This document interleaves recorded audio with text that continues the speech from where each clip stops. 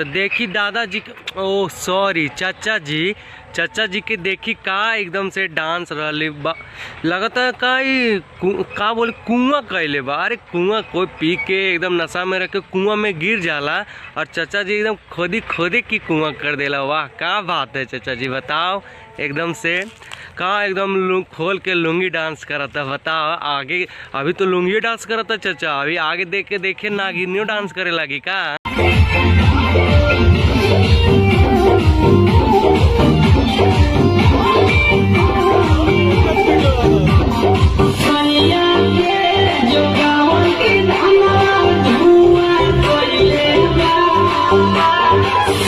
हाँ हमरा समझ में ही नहीं के आवत कि चाचा जी देखियो के मैं ठीके हैं, पेट उठ ठीके हैं, शरीर उर ठीके हैं, तो इतना अच्छा से डांस कैसे कर ले चाचा जी। लगातार नशा में ही बा कि इन्हीं के नशा में पी ले वो तो हमके मालूम नहीं कि लगातार देसी विदेशी में इतना पावरे नहीं कि देसी मार ले हैं तबे ना एकदम से लुंगी खोल के एकदम बिना डर। लेकिन हाँ चाचा जी की शायद ही नहीं के मालूम कि चाचियो जी पीछे से देख रहा है।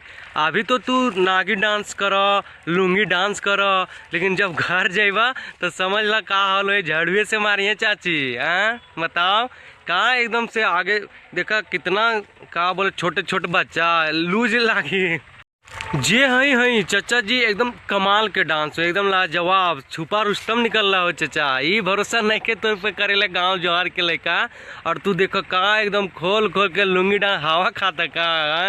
लगता ज्यादा मार ले इसलिए चाचा जी गर्म हो गए, इसलिए थोड़ा सोच ले कि हवा हुआ खा ली। चला एकदम कोई बात नहीं के मजा करा एकदम से, लेकिन कर तो रहा मजा, लेकिन बच के रहियो फिर घरे से, नहीं तो जानबे करेला का करेली से चाची।